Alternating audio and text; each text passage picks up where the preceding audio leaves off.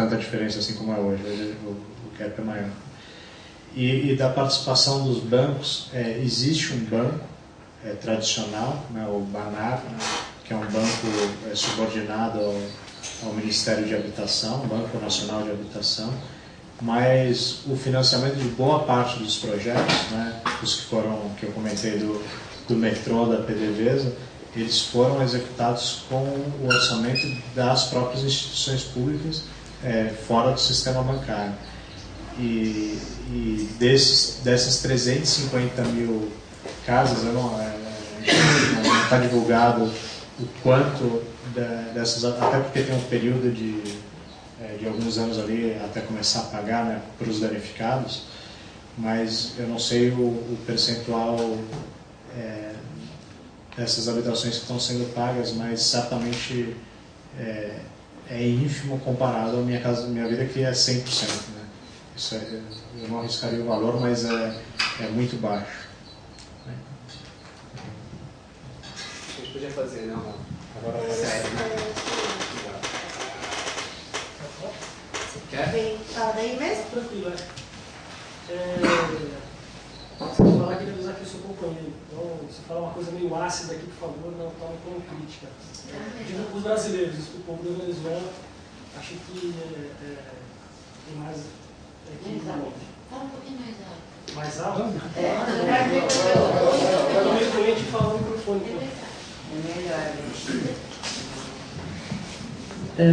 Queria colocar uma questão que é a seguinte. Tem um dado importante que uns colegas nossos estão colocando para a gente da universidade hoje em dia, que no Minha Casa Minha Vida, metade do dinheiro que é aportado pelo poder público, pelos bancos públicos, é embolsado pelas empreiteiras. São diversas pesquisas que estão colocando isso. Então, isso é um dado que acho que é suficiente para colocar uma crítica total ao nosso programa aqui, e parece que o resultado nosso político, conjuntural, vai espelhar na forma produtiva da habitação. Né? A conjuntura, né, venezuelana vai resultar na forma produtiva da habitação lá.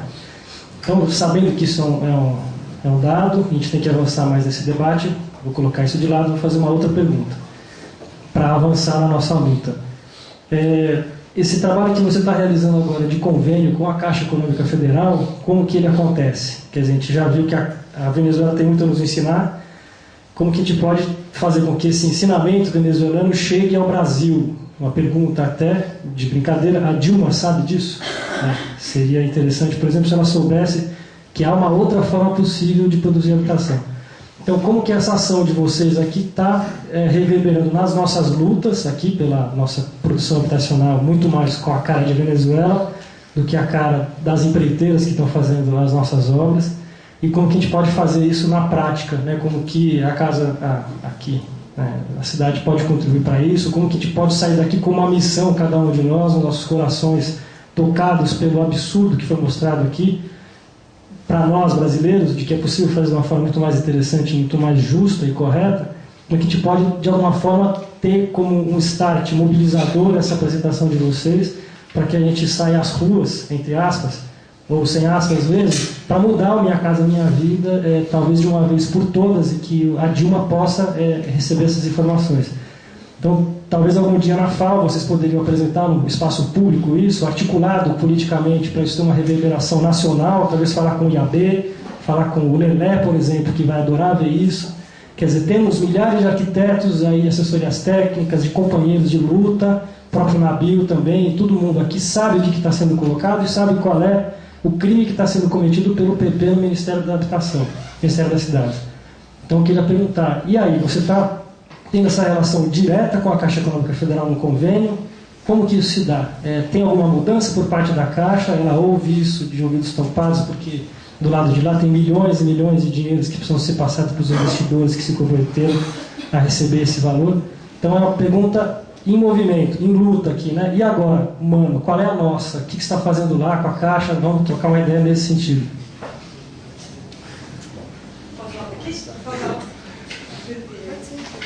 Tranquilo. Um pouco no sentido do que o Chico colocou, nos movimentos sociais, a gente vê que Minha Casa Minha Vida ele tem um sentido diferente do que a Venezuela com relação aos movimentos. Trouxe, por um lado, a questão da habitação, mas atrelando os movimentos à burocracia e é uma cooptação. Então, é muito mais burocratizando do que fazendo uma alavanca como na Venezuela. Nesse sentido, como é que opera as modalidades da discussão de venda? Porque aqui a gente tem várias modalidades onde é privilegiado ainda o mercado imobiliário. Então, como é que isso funciona lá? Você colocou que as políticas públicas funcionam muito como missões, né? Mas falando das missões, qual é a iniciativa, como é que entra o mercado imobiliário, a valorização do imóvel? Um pouco para a gente entender se tem essas modalidades como aquilo. E aí, só para complementar o que o companheiro colocou com relação à questão do custo, a gente tem que lembrar que a habitação é uma medida cíclica excelente para o capitalismo. Né? Então, em todos os momentos que o capital teve crise econômica, a habitação entra para poder salvar também os capitalistas, não só para produzir casa. Só uma pergunta rápida, a partir da pergunta do colega. Eu também queria saber, fiquei curioso para saber como que está o mercado imobiliário lá com todo esse movimento, né? Ele está se enfraquecendo, ele está reagindo, ou ele está perdendo espaço? Acrescentando também, depois você pode responder, fala da questão da terra, como se dá, com todas essas desapropriações que tiveram, para onde foi a terra, é privilegiado os movimentos sociais para receber a terra, como funciona? Bom, eu costumo falar alto, mas o microfone ajuda para não parecer que a gente está brigando, né, Chico? Ele estava falando de companheiro para companheiro. Primeiro eu queria colocar assim, é impossível comparar. Talvez possa ser objeto de luta, como foi colocado, de bandeira, etc. Mas é impossível comparar. É impossível comparar a escala com que isso está sendo feito. É impossível comparar de onde vêm os recursos. Os recursos do Minha Casa Minha Vida, na sua maior parte, vêm do FGTS, do dinheiro dos trabalhadores. E que isto está, desde 67, aprisionado pelo sistema bancário. Terceira coisa que é impossível comparar: a desapropriação feita pelo que vocês colocaram aqui, né? E por aquilo que eu vi na Venezuela, ainda em tempos da ditadura, que, na verdade, a Carta Magna, a Constituição da Venezuela, ela já tinha mecanismo, 91 eu estou falando, ela já tinha mecanismo de desapropriação que nós não temos aqui, né? Então, acho que são três questões, que é a questão da terra, a questão dos recursos e a questão de escala, que é diferente. Nós podemos, talvez, apreender isto de uma maneira diferente. Porque eu imagino, e até queria que vocês falassem, o que acontece nestas áreas que estão ocupadas. Por exemplo, essa que nós chamaríamos de uma urbanização de favela. A propriedade já é comunal? A propriedade é individual? Porque nós temos o grande mote, que se tem gente lá que é contra qualquer forma, né, de pensar a propriedade, nós aqui estamos em situação ainda, vou usar o termo inferior, porque nem de maneira nenhuma se reconhece sequer a função social da propriedade, que é uma função dentro das normas capitalistas. Nem essas são reconhecidas. E aí, já foi falado, eu acho que o Chico levantou uma bandeira, porque eu ia perguntar assim, esses dados estão disponíveis? A gente pode ter acesso? Pode? De que maneira isto pode tornar-se público? Deixa eu aproveitar. Me chamou a atenção duas coisas. A primeira coisa é que uma coisa há uma identidade entre os dois países. A questão habitacional ser solucionada apenas via título de propriedade. Você não tem nem na Venezuela, e muito menos no Brasil, não, um aluguel social, uma outra forma de acesso à moradia, não, que principalmente para uma população jovem e idosa é muito importante. Os jovens, porque nenhum ser humano nasce com a casa pendurada, não é tartaruga. A casa não vai atrás. Então, na busca de trabalho, na busca de novas oportunidades, você ter um parque imobiliário com acesso de um aluguel social para a população, eu considero ainda fundamental. A segunda coisa que me trouxe dúvidas na tua apresentação, foi a questão do processo de urbanização desses conjuntos habitacionais. Em que medida está sendo transferido para a população a responsabilidade dessa infraestrutura urbana? E quando eu estou colocando infraestrutura urbana, eu estou falando também de saúde, escola, transporte, acessibilidade. Você mostrou um conjunto habitacional que fica longe de tudo. Nós temos experiências trágicas com conjuntos habitacionais que você não tem nem comércio. E a outra questão que eu gostaria de perguntar a você é com relação, não é nem perguntar, é levantar essa questão que eu acho que é vista de uma forma muito incorreta no trabalho habitacional no Brasil, que é ter espaços públicos que permitam a geração de trabalho e renda.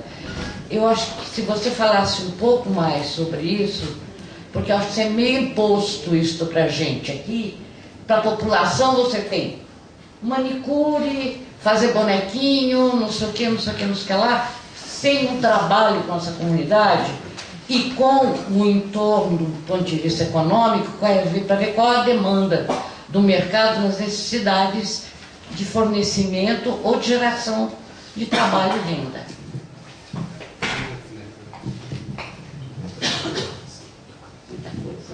Eu vou passar para a última inscrição. É a última dele. E aí a gente já finaliza também a mesa, que já são 9h30.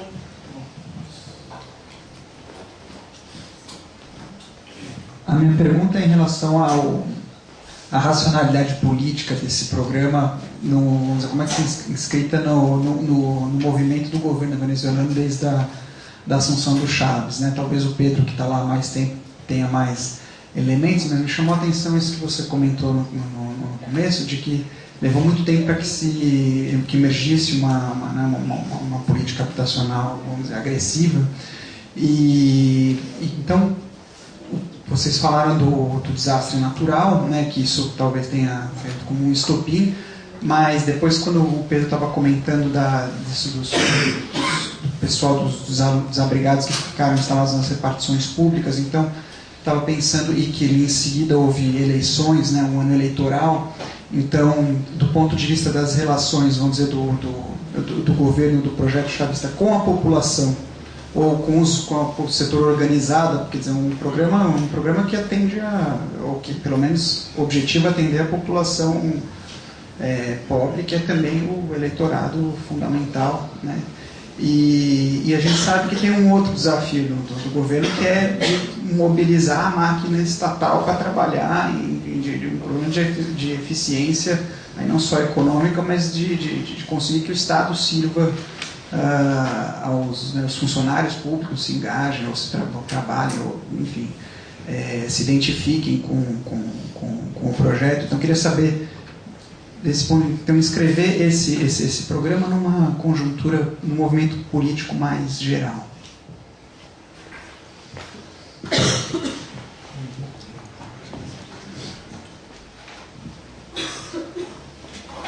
Bom, acho que a maior parte das questões, quem vai responder é o Flávio, que trata diretamente da questão habitacional. Eu vou comentar apenas sobre a nossa relação com a Caixa, da Caixa com o governo da Venezuela e como isso repercute para o governo brasileiro. E também sobre a última questão do Fábio Luiz, essa em que momento ali nasce o programa habitacional, né, e como isso se encaixa dentro de todo o processo político venezuelano. Sobre a questão com o governo brasileiro, tanto, eu comentei isso na apresentação, tanto a nossa participação de IPEA como da Caixa Econômica Federal como da Embrapa, elas foram definidas nos encontros presidenciais, né? Então, ali foi uma prática política bastante intensa, né, no segundo mandato do presidente Lula. O Lula o país que o Lula mais visitou para reuniões bilaterais de todos os países que ele foi a Venezuela. Ele visitou a Venezuela 13 vezes, se não me engano. E o presidente Chávez veio ao Brasil durante os 8 anos de governo do presidente Lula 19 vezes, seja para encontros bilaterais ou multilaterais, mas a dinâmica bilateral foi muito forte. Evidentemente há uma aproximação, e continua havendo, mas nesse período houve uma aproximação política muito grande entre os dois países, e a proposta de instalação dos escritórios brasileiros serve à cooperação. É claro que isso está... aqui não apareceu a questão, mas nos debates que eu tenho participado essa semana que eu estou no Brasil, semana passada e essa, muito se pergunta sobre se isso está relacionado aos negócios brasileiros, né? Tudo isso a relação não é direta, mas os espaços eram os mesmos ali, né? Que se tratavam dos investimentos brasileiros, por exemplo. Nesse período, o comércio, de 2003 para cá, o comércio entre Brasil e Venezuela se multiplicou por 7, né? Passou de 880 milhões de dólares por ano para mais de 6 bilhões. Há cerca de 20 bilhões de dólares em investimentos brasileiros na Venezuela. Empreiteiras brasileiras constroem as 2 pontes sobre o Rio Orinoco. A empresa a grande siderúrgica que está sendo construída é financiada pelo BNDES, executada por uma empreiteira brasileira. O estaleiro que a Venezuela está construindo da mesma forma, projetos de saneamento, né? Mas isso de fato repercute, né? Eu vou relatar bem em breve um evento que teve logo após a cooperação. Teve a Caixa primeiro, depois eu comentei na apresentação, houve uma cooperação da ABC, que a principal consultora era a ex-presidente da Caixa. E houve um seminário em Brasília no ano passado, inclusive na sede da Caixa, no dia 22 de março de 2012. Esse seminário está gravado, depois posso passar toda a transcrição, né? Foram 8 horas de debate. E eu vou vou apresentar a frase que a Maria Fernanda começou a apresentação. Ela dizia o seguinte: eu fui à Venezuela pensando em levar a nossa experiência, no sentido de cooperar com o programa deles, mas na verdade isso foi um grande aprendizado para a gente. Eu aprendi muito mais do que ensinei, resumindo, com umas palavras mais bonitas, mas a ideia era essa. E esse evento era organizado pela Caixa, pelo Itamaraty, estava lá o assessor especial da Presidência da República para Assuntos Internacionais, o presidente, o diretor-geral, né, que chama o cargo da Agência Brasileira de Cooperação, o subsecretário para América Latina e Caribe do Itamaraty. Então, e participou o presidente do CONAB, o vice-ministro de Habitação da Venezuela. Existe o espaço de intercâmbio. O governo brasileiro sabe perfeitamente o que está acontecendo, mas o governo brasileiro sabe o que está acontecendo na Venezuela. Mas isso não dá aqui num debate de 2 horas fazer todas as mediações necessárias. Mas a situação que se baseia o programa e a situação legislativa, jurídica, etc., é diferente, né? Certamente, se na Venezuela houvesse um tribunal de contas, uma lei de licitação tal qual a brasileira, boa parte desse programa não seria executado. Se tivesse um judiciário com a relação que tem o judiciário brasileiro em relação ao direito de propriedade, etc., seria diferente. São situações diferentes, né? Momentos muito diferentes. Financiamento privado, campanha também, né? Não sei se financiamento de campanha na Venezuela é necessariamente o modelo, né? Mas, sim, mas lá também. E agora sobre a questão, eu sei que eu não respondi tudo, depois a gente pode... Não, é só para levantar leve. Sim. Sobre a questão do Fábio, tinha a perspectiva eleitoral ali muito clara, né? A política habitacional era um ponto delicado para o governo. A Venezuela conseguiu avanços muito significativos na questão de educação, expansão estrondosa do ensino superior e também redução do analfabetismo, na saúde, né? Aqui que o Brasil está discutindo bastante essa questão agora, mas a missão bairro adentro lá talvez seja mais exitosa, com participação de 40 mil médicos cubanos, né? Aqui a perspectiva são 6 mil, se não me engano. A questão da distribuição de renda, a Venezuela passou a ser o país menos desigual da América do Sul, posto que historicamente era do Uruguai, ou mesmo da Argentina, do Chile. A Venezuela era mais desigual e hoje é menos desigual do que esse país. Havia vários avanços ali, mas a questão habitacional era muito delicada e o governo havia também, do ponto de vista econômico, a Venezuela sofreu, como todos os países do Caribe e os países petroleiros, né, um impacto forte ali de 2008 para 2009. A Venezuela, quando começou o programa habitacional, ela estava em recessão. E o programa habitacional ajudou a recuperação econômica também e certamente ajudou na eleição. Né? Só para ter uma ideia, no ano passado o PIB da Venezuela cresceu muito, esse ano certamente não crescerá, mas no ano passado cresceu 5,6%, puxado por 26% de crescimento do setor da construção civil, por exemplo. Né? Então, houve um impacto muito forte nesse sentido, provavelmente em detrimento de outras áreas, né, de políticas públicas. Foi uma prioridade, claro que é uma compensação, e também fez com que a situação fiscal desse ano ficasse um pouco mais complicada. Mas eu acho que ele reflete bem o que eu apontei no início, né? A dinâmica geral do período do governo Chávez, que hoje, para mim, isso é bem evidente, né? Depois de mais de 3 anos lá e 10 anos acompanhando o processo político venezuelano, que se em algum lugar do mundo há luta de classe, certamente é na Venezuela.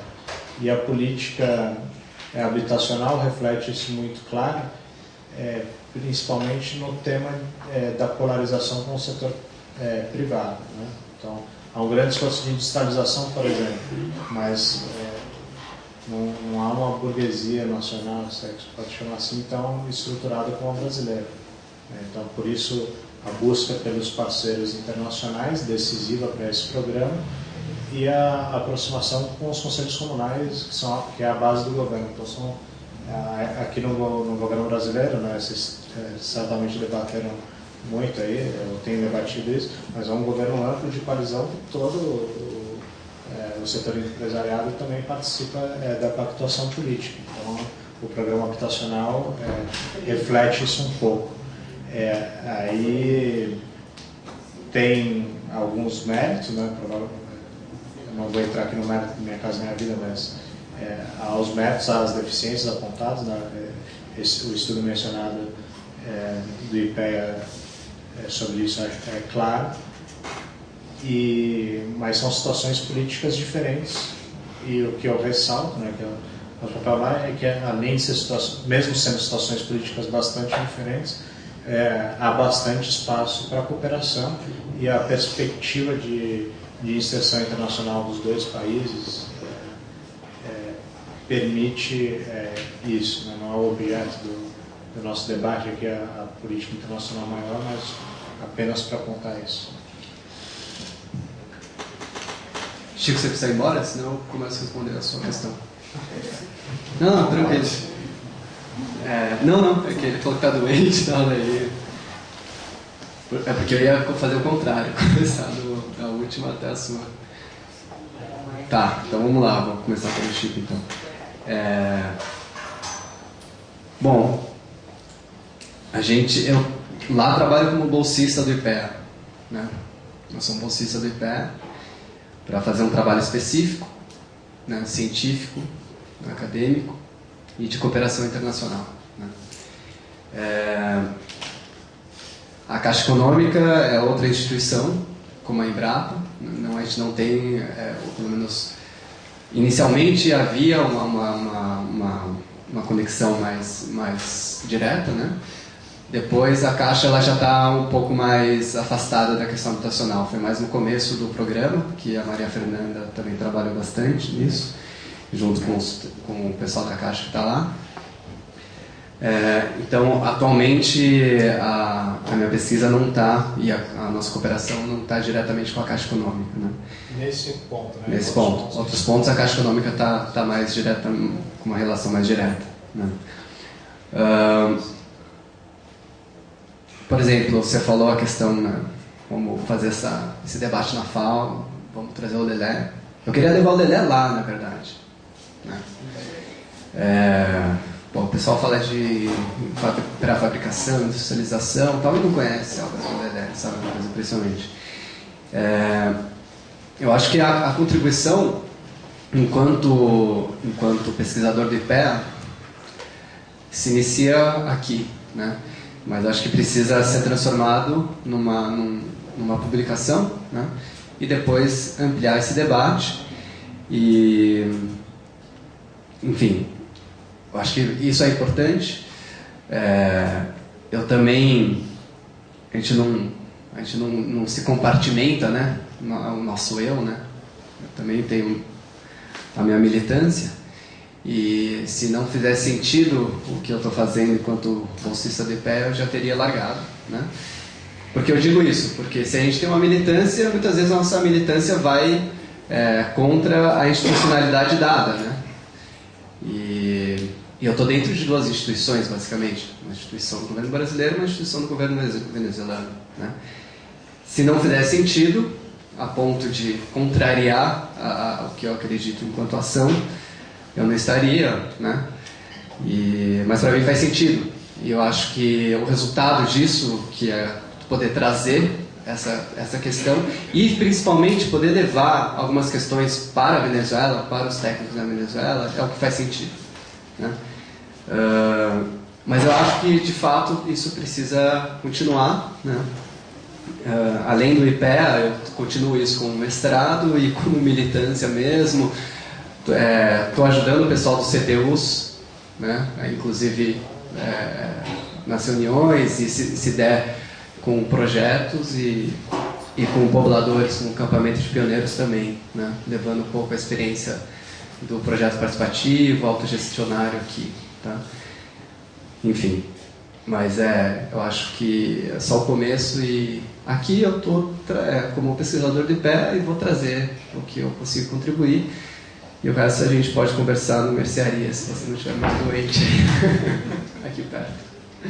Tomar uma cerveja. Bom, agora voltando a partir da última pergunta, de fato, assim, a questão da habitação e da racionalidade política disso, talvez seja uma das questões mais difíceis, assim, de serem entendidas. A sociologia talvez teria que ajudar muito a gente, né? Quando a gente, um livro como Habitação e Poder, né? que analisa o BNH, ou Gabriel Polaf, enfim, que vai tentando entender qual que é a função da habitação na sociedade, na política, no poder, né? Não é fácil, né, de fazer isso. E a gente vê então agora um novo ciclo, talvez na América Latina mesmo, né? Então que o Minha Casa Minha Vida, com esses números que a gente sabe, o Grêmio Seu Vivenda, Cristina Kirchner falou em 400 mil habitações em poucos anos também, né? Enfim, está talvez em um outro momento, com novas contradições colocadas, né? Com uma nova complexidade política, inclusive, né? Uma complexidade política que, né? Se a gente for colocar como, enfim, Brasil e Venezuela, as diferenças de modelo de Estado é absolutamente diferente, sociedade, etc. Né?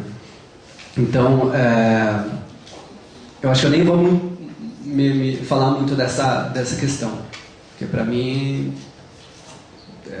vem tanta coisa na cabeça que eu ainda prefiro não me colocar.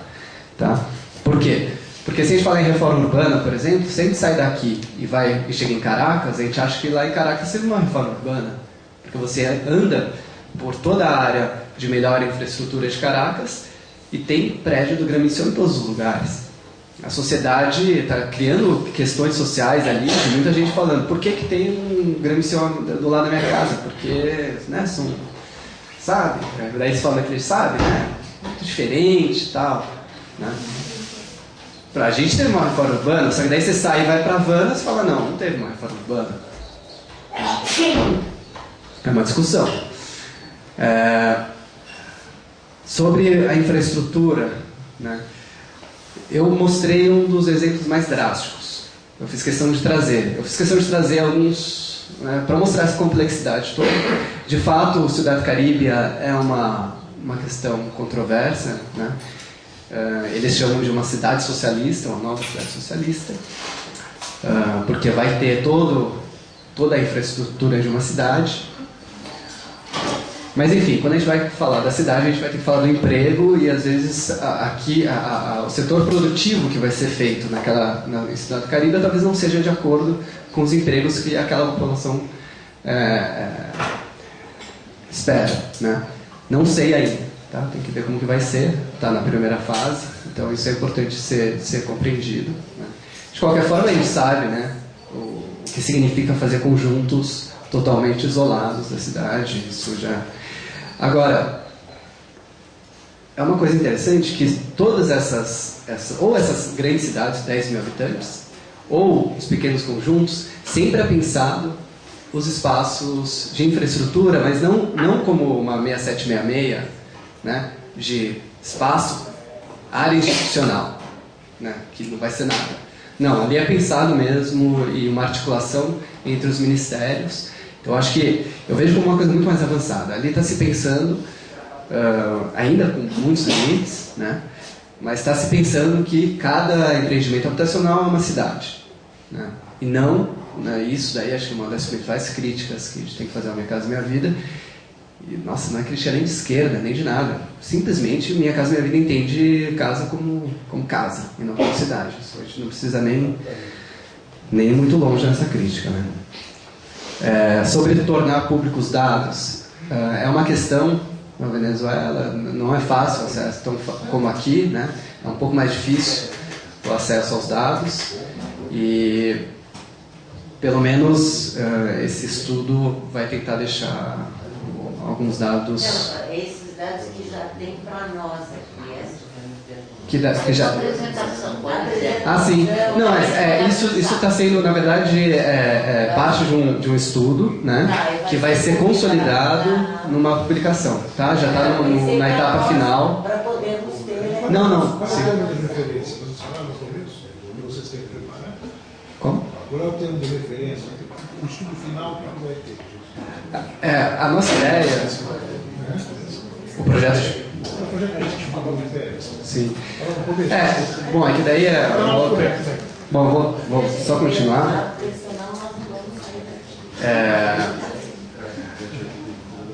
Bom, outra questão que eu acho que teria que dialogar com o Chico que saiu, mas enfim, é a gente tentar entender a partir da habitação, né, um pouco qual é a complexidade da sociedade que vai aparecendo a partir da questão da cidade e da casa em cada uma das sociedades.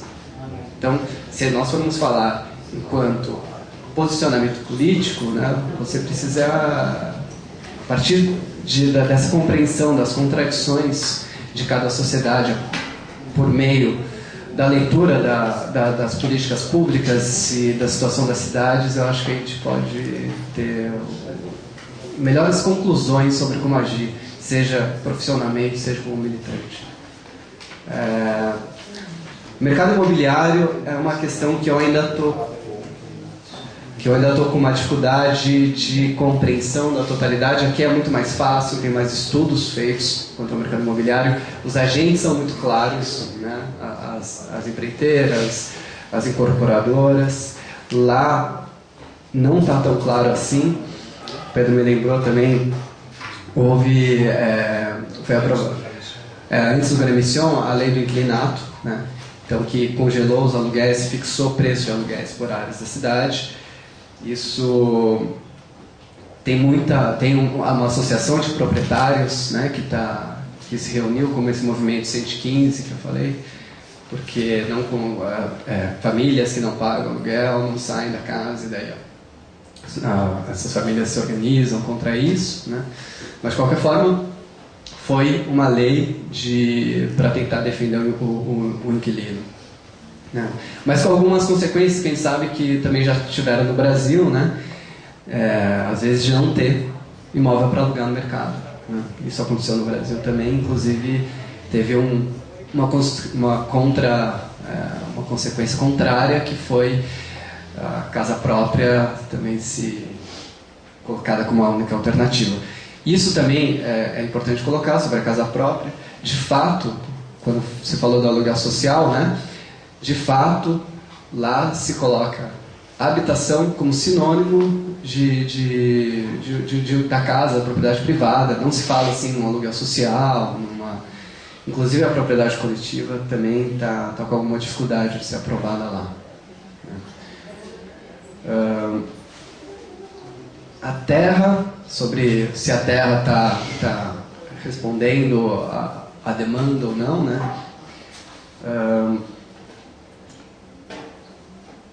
É o que eu falei sobre o centro da cidade de Caracas, né? Eu acho que está em grande medida. Não sei se de forma suficiente, né? Se a gente for falar em termos de reforma urbana, é uma discussão a se fazer, né? O movimento de pobladores se coloca de forma muito enfática em relação a isso, né? Contra a especulação imobiliária, e muitas vezes bastante críticos ao governo, né? Com todos os cuidados, porque eles estão dentro do campo chavista, né? Mas eles fazem críticas bastante duras, porque eles acham que tinha que ser mais forte o enfrentamento em relação à questão dos proprietários de terra. Faltou alguma questão? Não sei.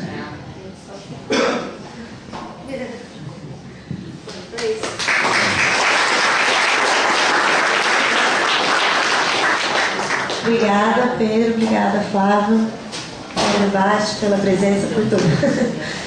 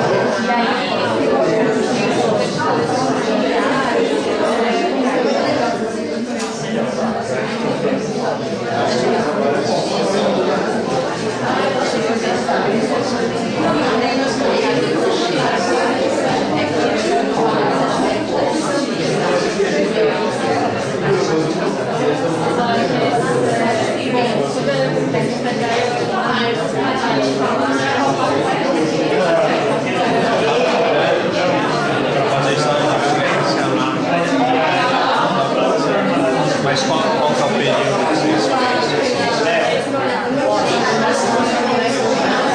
Não, é viável.